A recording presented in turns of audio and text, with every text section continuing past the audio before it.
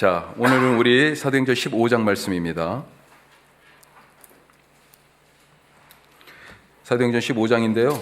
뒷부분이 조금 그 다음 16장하고 연결되어서 35절까지만 하겠습니다. 오늘은.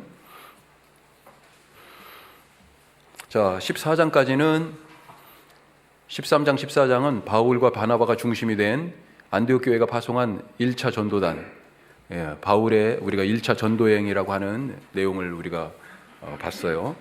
자, 그런데 15장은 그 이후의 사건입니다. 자, 이방 땅의 복음을 딱 정언하고 증거하고 왔는데, 그래서 이방인들이 구원을 받았다 하는 소식이 아마도 예루살렘에도 전해진 것 같아요. 예루살렘에서 어떤 사람들이 왔어요. 유대 그리스도인들이죠. 그러면서 안디옥 교회에 와가지고 이상한 소리를 합니다. 할례를 받아야 구원이 있어, 그렇게 얘기해요. 이 사람들은 그리스도의 십자가, 그리스도를 통한 그 믿음의 구원, 이걸 전혀 완전 부정했다라고 보일 수는 없습니다. 그것도 필요하지만, 왜 그러냐면 그리스도인이 되었기 때문에. 이 사람들도 그것도 필요하지만 율법에 따른 할례도 받아야 돼라고 지금 얘기하고 있는 거예요. 자, 그렇게 우선 생각될 수 있는데요. 그런 사람들이 와서, 그래서 결국 바나바와 바울이 서로 논쟁을 하죠. 그 사람들하고. 자, 그게 5절까지의 말씀입니다. 그 다음에 6절에서 20절은, 자, 이 문제가 이제 불거졌잖아요. 어떻게 해요? 바울과 바나바가 안디옥 교회를 대표해서 그 유대에서, 그러니까 예루살렘 교회 출신이라고 볼 수 있는데, 이 사람들과 그렇게 논쟁을 했지만 결론을 낼 수가 없어요. 더 큰 권위가 필요한 거예요. 그러니까 바울과 바나바가 우리가 맞아 이렇게 얘기해도 그 사람들이 니들이 뭔데 이제 이렇게 얘기할 수 있는 거죠. 그래서 더 큰 권위가 필요했습니다. 그래서 예루살렘에 가요. 예루살렘 교회의 사도들이 거기 있잖아요. 그래서 그들의 권위를 통하여서 어떤 결정을 해주기를 교회에 지금 기대하고 가는 거죠. 그래서 교회 역사상 첫 번째 교회 회의가 열리게 됩니다. 이 선교의 국면에서. 자, 그게 6절에서 20절까지의 말씀입니다. 그 다음에 그 회의에 대한 결과가 22절부터 나오고요. 그리고 그 결과를 이제 통보해야 되잖아요. 안디옥 교회, 예루살렘 교회에서 바울과 바나바에 더해가지고 유다와 실라라는 사람들을 또 선발을 해가지고 이 일을 알리도록 안디옥 교회에 보내서, 안디옥 교회는 이제 새로운 선교 정책 아래에서 또다시 다음 복음 전파를 또 준비하는 그런 복음의 전진을 위한 그런 일들이 있다 하는 것입니다. 자, 그래서 크게 세 단락으로 이렇게 나누어서 볼 수 있겠습니다. 자, 이런 세 단락에 대한 큰 그림을 가지고 15장 35절까지 읽도록 하겠습니다. 우리 한 절씩, 우선은 이번에는 쭉 그냥 다 읽도록 할게요. 이게 이야기처럼 쭉 연결되어 있으니까. 자, 한 절씩 교독하겠습니다. 어떤 사람들이 유대로부터 내려와서 형제들을 가르치되 너희가 모세의 법대로 할례를 받지 아니하면 능히 구원을 받지 못하리라 하니,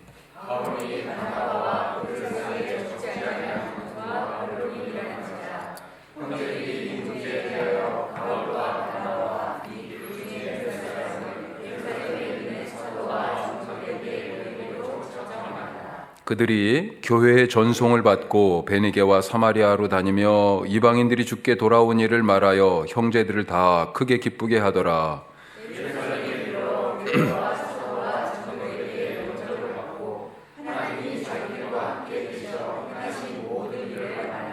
바리새파 중에 어떤 믿는 사람들이 일어나 말하되 이방인에게 할례를 행하고 모세의 율법을 지키라 명하는 것이 마땅하다 하니라. 많은 변론이 있은 후에 베드로가 일어나 말하되 형제들아, 너희도 알거니와 하나님이 이방인들로 내 입에서 복음의 말씀을 들어 믿게 하시려고 오래전부터 너희 가운데서 나를 택하시고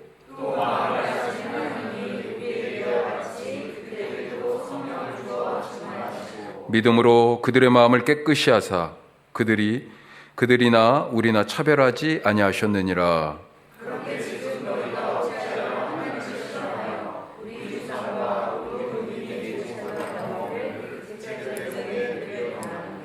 그러나 우리는 그들이 우리와 동일하게 주 예수의 은혜로 구원받은 줄을 믿노라.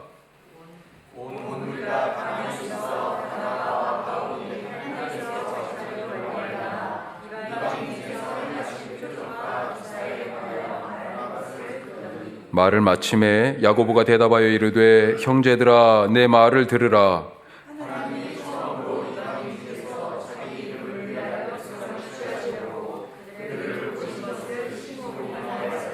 선지자들의 말씀이 이와 일치하도다. 기록된 바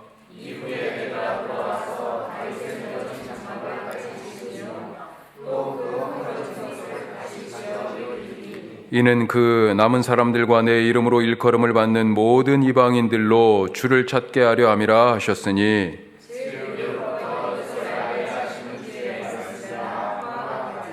그러므로 내 의견에는 이방인 중에서 하나님께로 돌아오는 자들을 괴롭게 하지 말고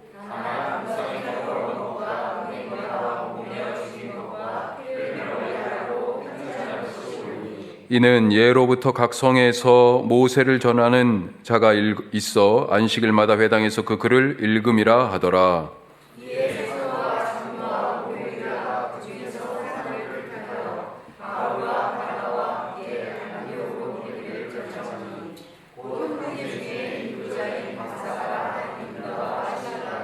그 편에 편지를 붙여 이르되 사도와 장로 된 형제들은 안디옥과 수리아와 길리기아에 있는 이방인 형제들에게 문안하노라.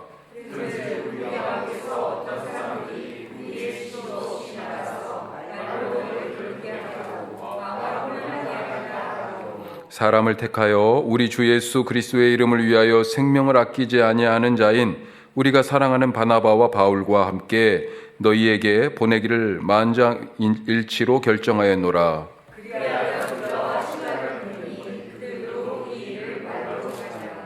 성령과 우리는 이 요긴한 것들 외에는 아무 짐도 너희에게 지우지 아니하는 것이 옳은 줄 알았노니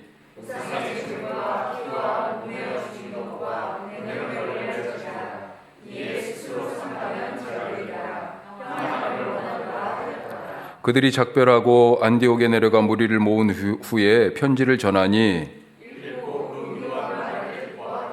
유다와 실라도 선지자라 여러 말로 형제를 권면하여 굳게 하고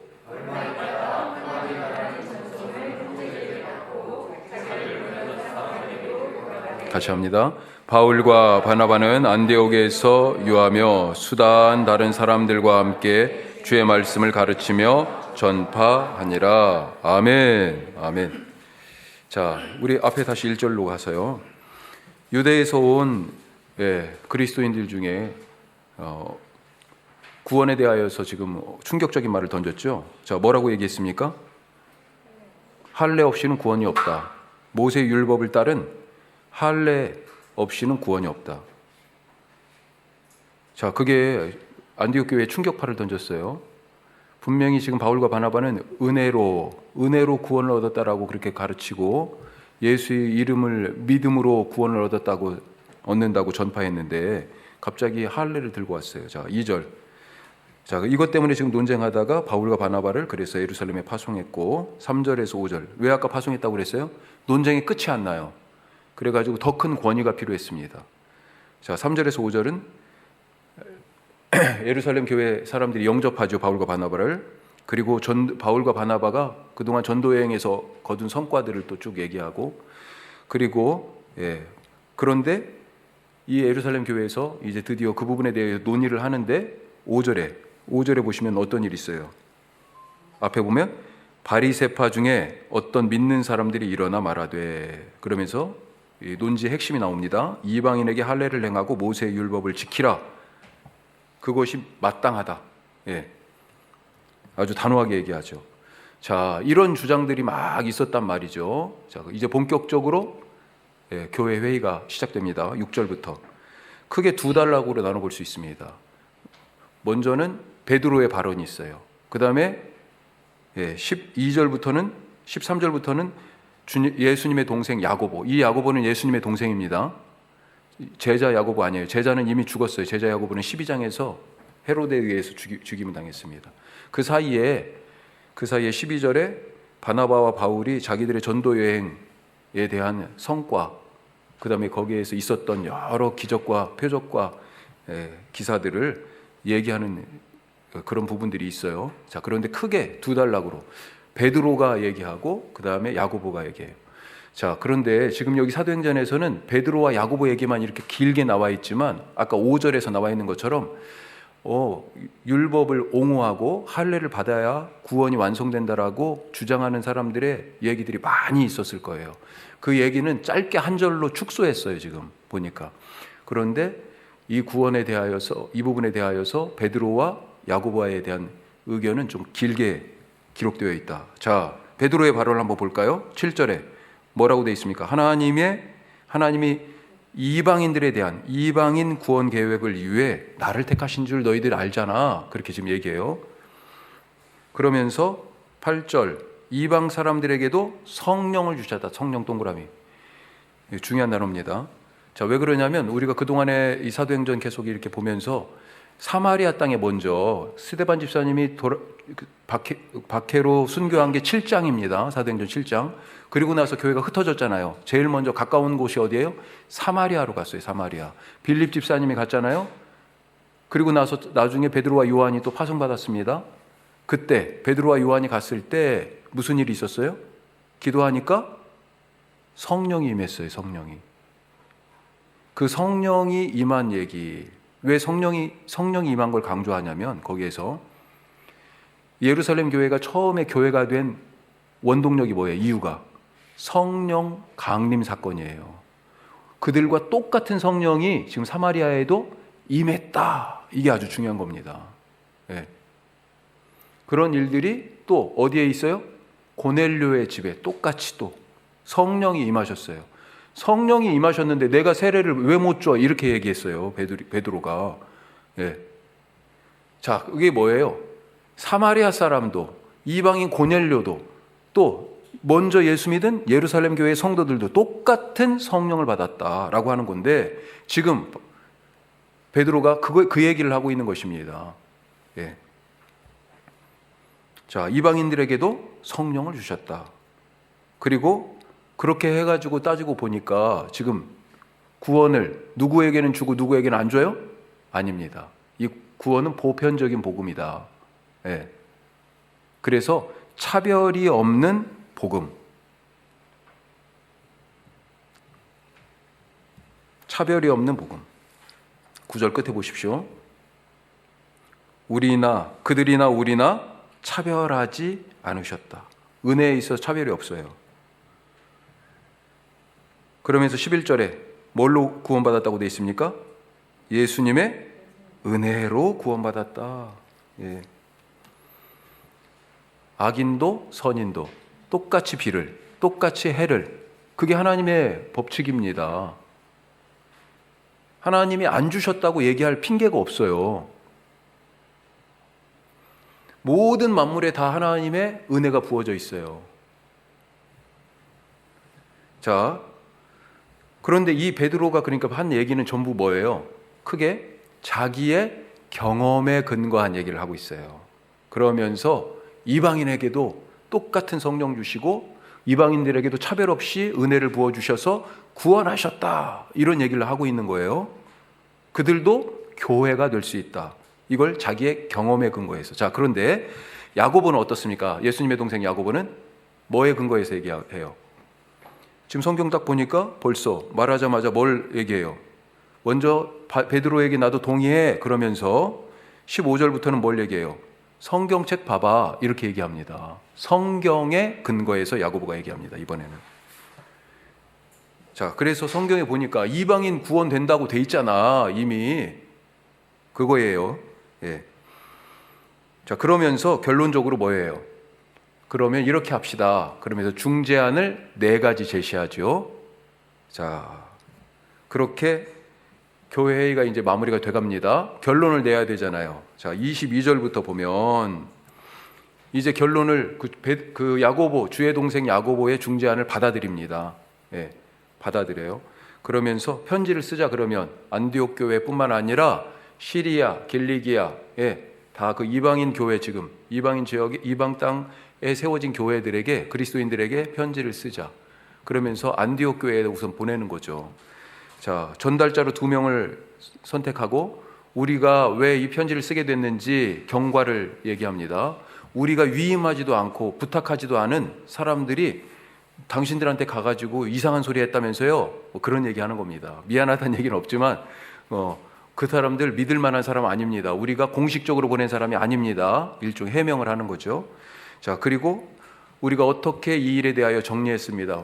결정한 것을 통보합니다. 자, 알려줍니다. 자, 23절에서 27절을 그래서 보면 무자격자들에 대해서 해명하고, 자, 결정을 했는데 어떻게 결정했어요? 만장일치로. 예. 그래서 이 편지를 누구 편에? 믿을 만한, 우리 공동체 믿을 만한 2사람, 유다와 실라. 이 실라는 나중에 바울과 2차 전도 여행을 떠나요. 바울과 실라, 빌립보 감옥에서 옥에 갇힌 이야기 기억하시죠? 그 실라입니다. 자, 그러면서 결정문에 이 편지 안에 어떤 내용이 있어요? 28절에 보면 누가 결정했어요? 성령과 우리가. 우리 마음대로 한 게 아니고요. 이건 하나님의 뜻입니다. 이거예요. 아주 중요한 얘기입니다. 성령과 교회가 결정했다. 당신들에게 다른 구원받는 데 있어서 아무 짐도 지우지 않을 겁니다. 그렇죠. 복음이 뭐예요? 자유의 복음이잖아요. 다시는 종의 멍에를 매지 말라고 그랬는데 오히려 예수 믿으면서 이것도 해야 되고 저것도 해야 되고 막, 예, 그래야 구원받고. 아니죠. 예. 대신 4가지 좀 부탁할 건 하나 있습니다. 4가지 이것만 좀 지켜주시면 어떨까요? 라고 얘기하는 겁니다. 그 4가지가 뭐예요? 우상의 제물, 우상의 제물, 또 피째 먹지 말라, 또 목매어 죽인 것, 마지막으로 음행. 이것들은 삼가 주십시오. 예. 사실은 이거는 이제 뒤에서도 말씀드리겠습니다만 그냥 이건 선택의 문제잖아요. 그렇죠? 그래서 이 부분이 이제 왜 그렇게 얘기를 했는지 이유가 있죠. 예.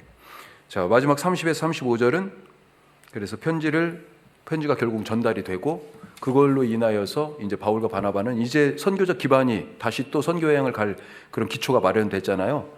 예, 안디옥 교회에서 더 열심히 가르치고 자, 준비하면서 이제 36절부터는 2차 전도 여행을 출발하게 되는 그런 장면이 나옵니다. 자, 내용은 이렇고요. 이제 우리가 조금 더 오늘 말씀에서 몇 가지 질문을 한번 해보면요. 첫 번째, 자, 구원을 받을 수 있다 없다 구원 논쟁을 지금 하고 있었어요. 예, 그 논쟁에 불씨를 던진 사람들이 있습니다. 그 구원 논쟁으로 안디옥 교회가 그래서 시끌시끌했습니다. 교회는 이 문제를 어떻게 해결했습니까? 어떻게 해요? 교회 회의를 통해서 해결했습니다. 자, 이 부분에 대해서 먼저 우리가 한번 생각해 볼 것. 우선 교회가 시끌시끌한 것. 이게 무슨 뜻일까요? 교회가 시끌시끌해요. 좋습니까? 이 시끌시끌 어감이 어떻게 들릴까요? 교회가 시끌시끌하다는 것은 교회가 일을 하고 있다는 증거 아닐까요? 우리가 너무 부정적으로 볼 필요는 없다. 교회가 일을 하고 있다는 증거다.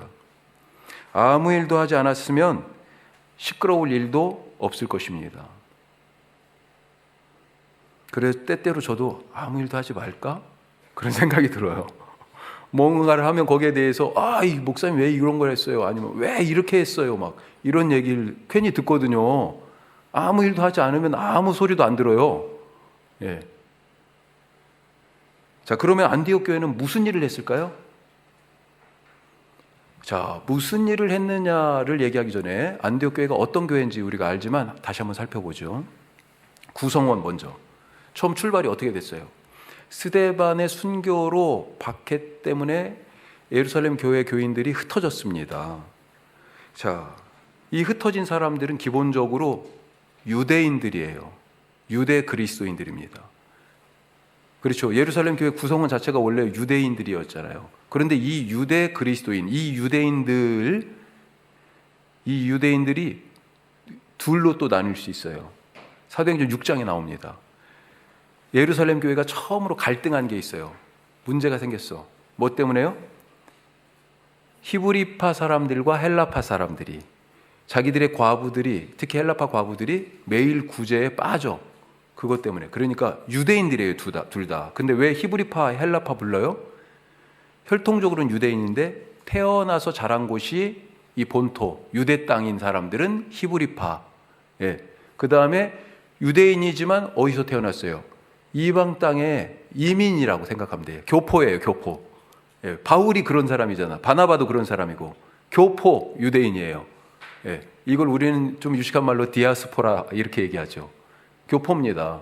이 사람들은 이방 땅에서, 헬라 지역에서 태어나서 자랐기 때문에 헬라파라고 얘기합니다. 자, 그러니까 이 사람들이 지금 흩어져서 어디 왔어요? 여기저기 이방 땅에 있다가 안디옥에도 온 거죠. 예. 자, 기본적으로 안디옥의 구성원들은 유대인인데 그 중에 히브리파가 있고 헬라파가 있었다. 이렇게 볼 수 있습니다.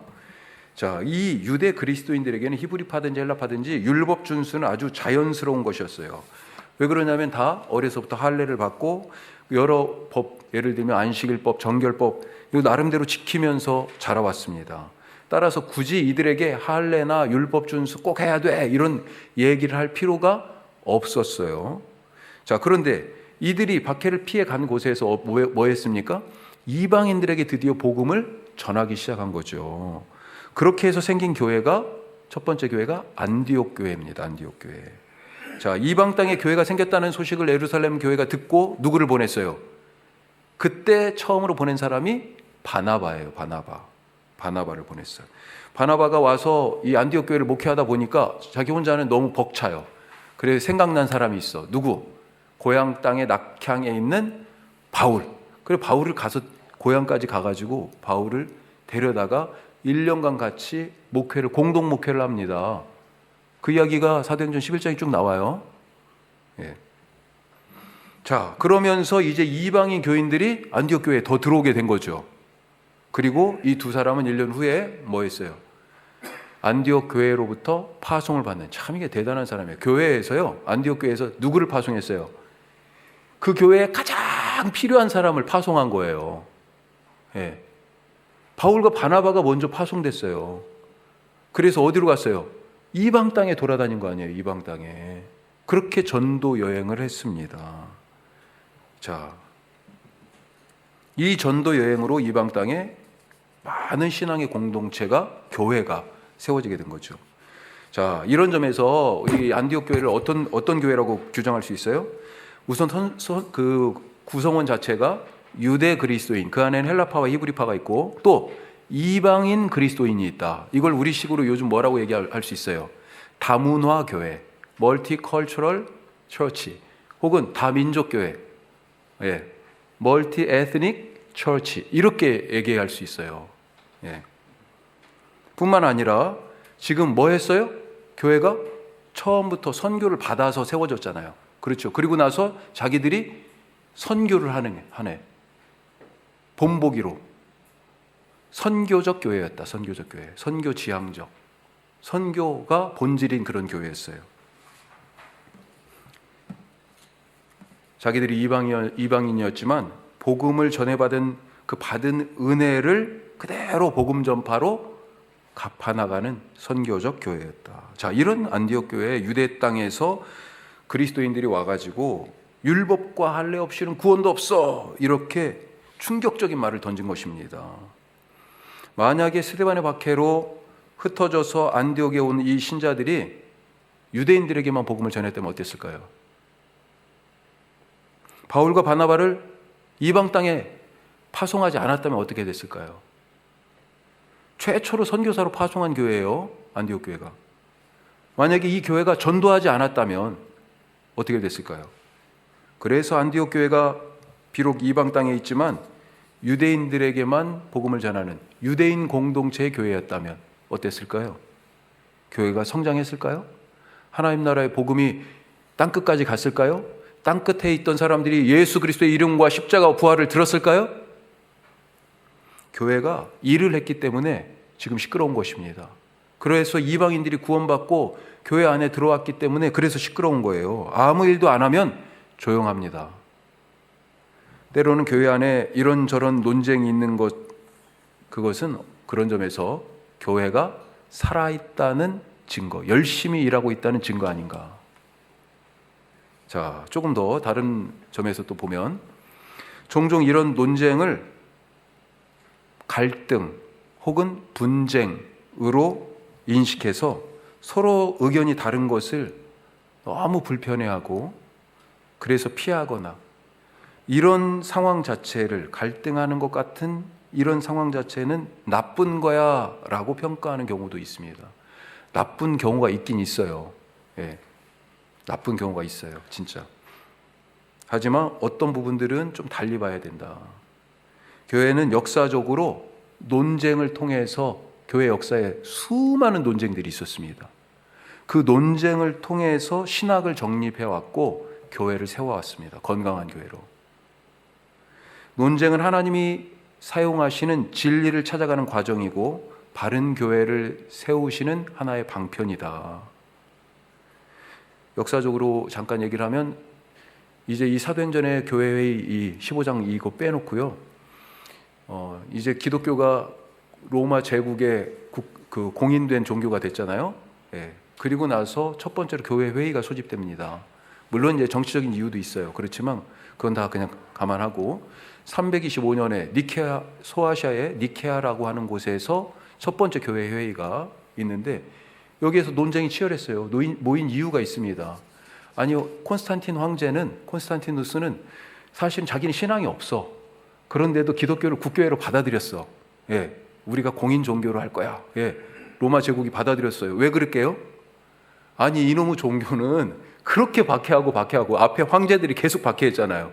그런데도 살아남고 오히려 제국 전체에 쫙 퍼졌어. 야, 제국 통치를 용이하게 하기 위해서는 저 종교를 이용하면 되겠다. 황제 입장에서는 정치적인 이유가 있었던 거예요. 그런데 보니까 초대교회 때 크게 네 지역이 핵심 지역이 있었습니다. 오늘 말씀에 나오는 안디옥, 시리아 지역에, 그 다음에 북아프리카의 알렉산드리아, 70인역 번역을 제가 얘기한 적이 있죠. 예, 구약의 최초의 헬라어 번역. 예, 그만큼 알렉산드리아에 유대인이 많았어요. 그 다음에 또 한 가지는 콘스탄티노플, 예, 이스탄불이라고 지금 부르고 있죠. 또 하나는 로마. 이렇게 네 축이 있었어요. 그런데 서로 다 신학적 견해가 달라. 이 제국을 통일하고 통치를 용이하게 하려고, 이거 얘기가 참 점점 용이하게 하려고 기독교를 채택을 했는데, 이게 서로 보니까 뭐가 지금 안 맞는 거예요. 예, 그래서 다 모입시다. 그래가지고 당신들 뭔가 하나 일치된 의견을 내는 게 좋겠어.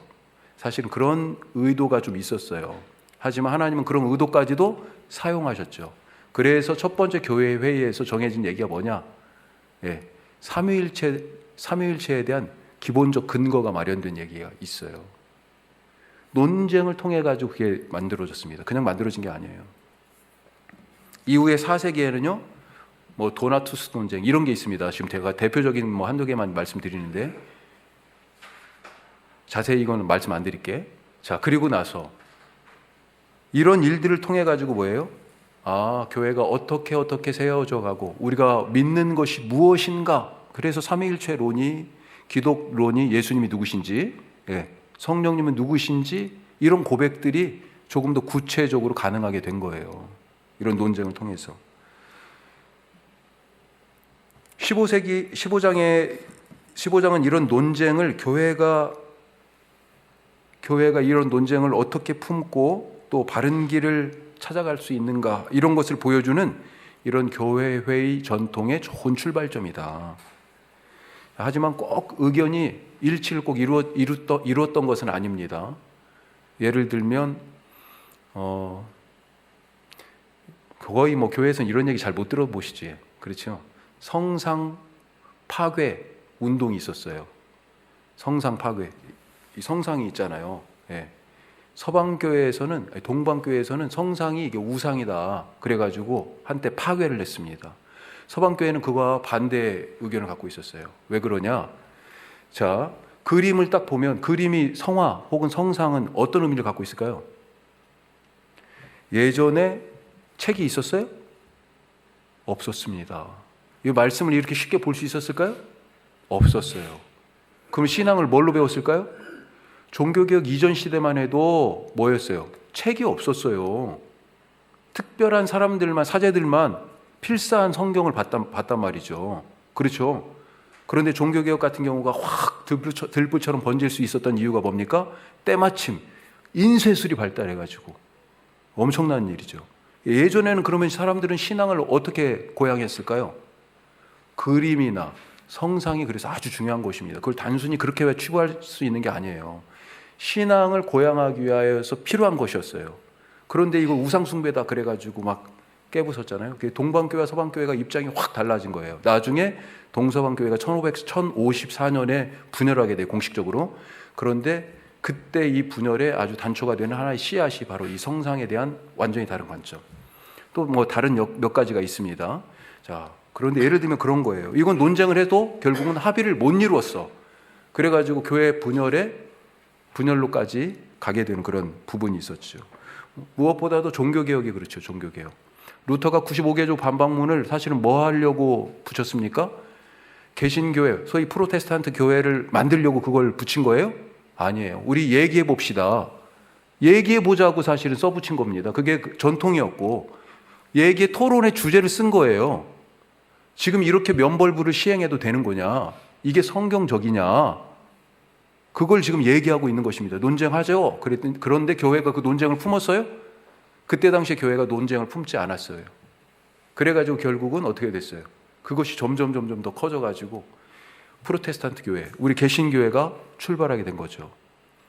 항상 회의를 통해서 일치하는 것은 아니에요. 하지만 하나님은 이와 같은 방법으로 교회를 갱신했고 교회를 세워오셨고 우리로 하여금 무엇을 믿는지 진리를 찾아가도록 하는 방편으로 이런 것을 사용하게 하셨다. 교회 회의를.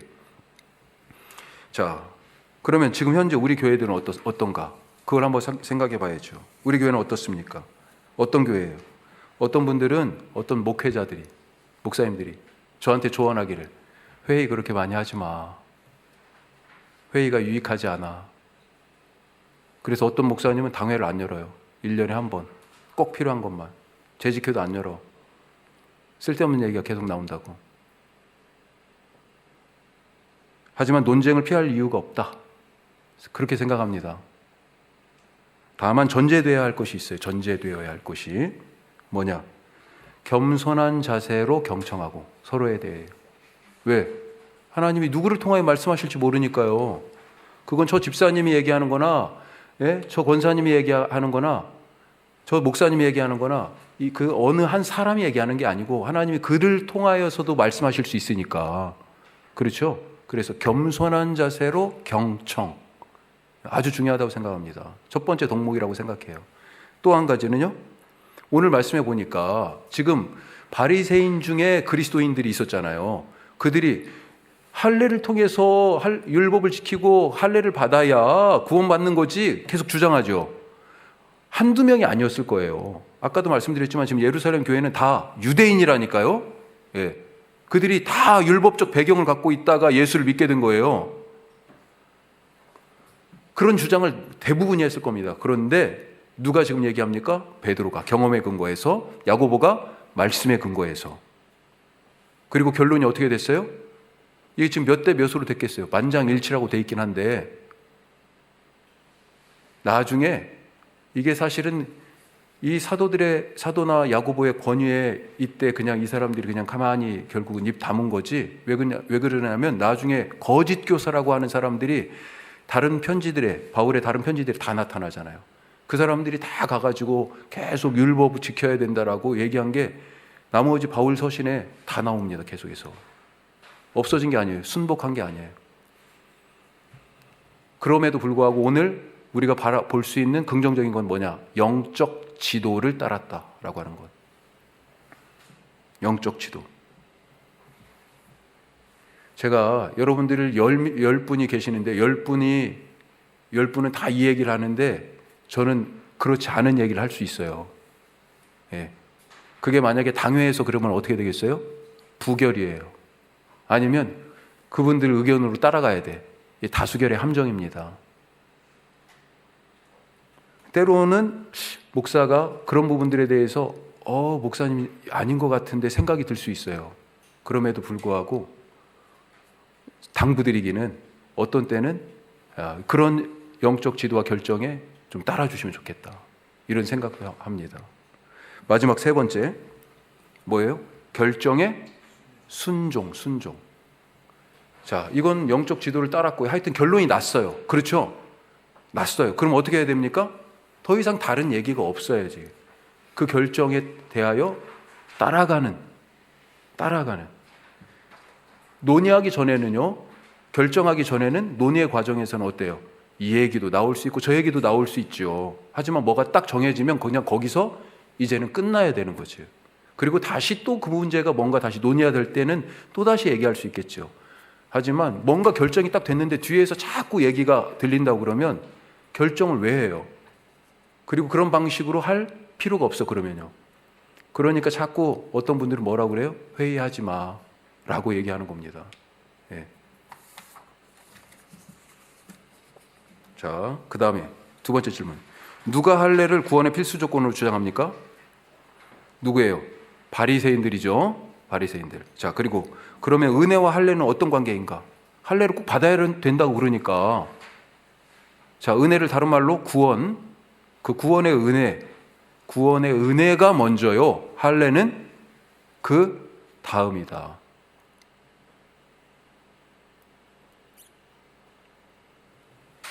이것도 오해하시면 안 됩니다. 할례를 그래서 꼭 받아야 한다, 이런 얘기가 아니고, 진짜 중요한 것은 구원의 은혜다.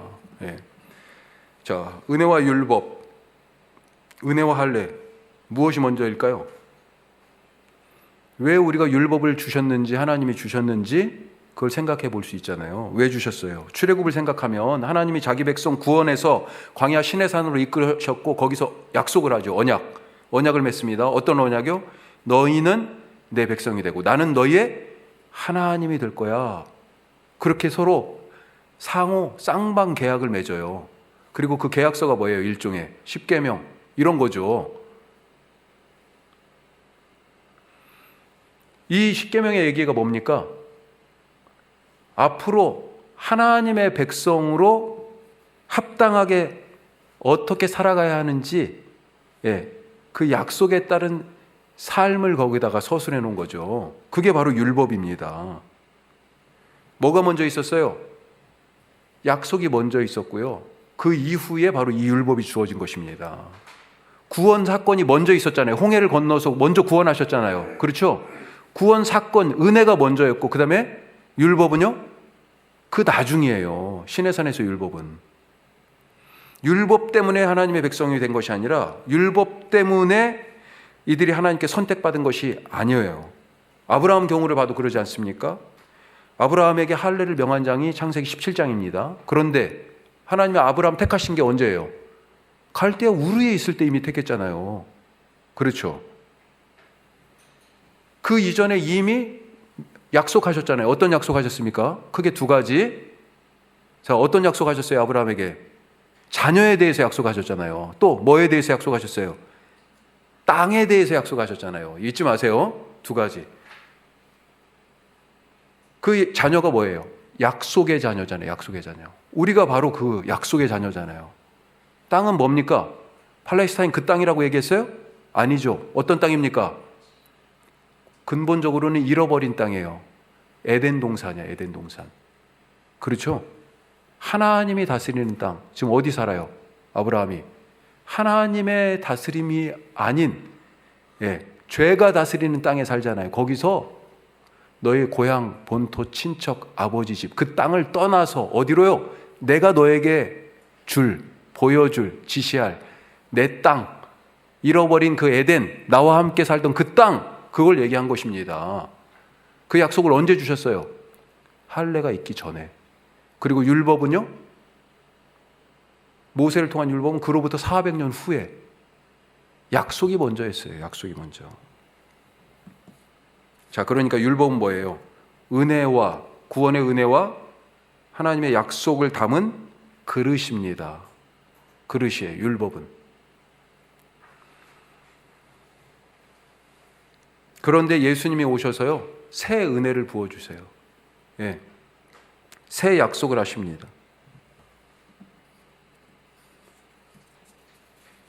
어떻게 해야 돼요? 옛 할례와 율법이 옛 그릇이 그것을 담을 수가 없어요. 어떻게 해야 됩니까? 내용물을 바꿔야 돼요? 그릇을 바꿔야 되죠. 그릇을. 그래서 예수님이 뭐라고 그러셨어요? 새 포도주는 새 부대에. 내용물과 그릇을 혼동하지 마시기 바랍니다. 예, 여기까지만 하겠습니다. 예. 자, 오늘 이 말씀 기억하면서 우리가 어떻게 교회 안에서의 일들을 잘 풀어갈 수 있을까? 그리고 교회 안에서 때로는 다른 의견들을 갖고 있는 것을 어떻게 바라봐야 할 것인가? 부정적으로 바라볼 필요는 없다. 다 모든 것이 하나님이 우리에게 주시는 은혜의 기회고 방편이고 교회가 바르게 잘 세워지는 과정이다 하는 거 잊지 마시기 바랍니다. 우리 교회가 그런 교회 되게 하여 주옵소서. 논의가 많은 교회이지만 서로를 존중하고 그 속에서 겸손하게 하나님의 뜻을 찾아가는 교회 되게 하여 주옵소서. 기도하겠습니다.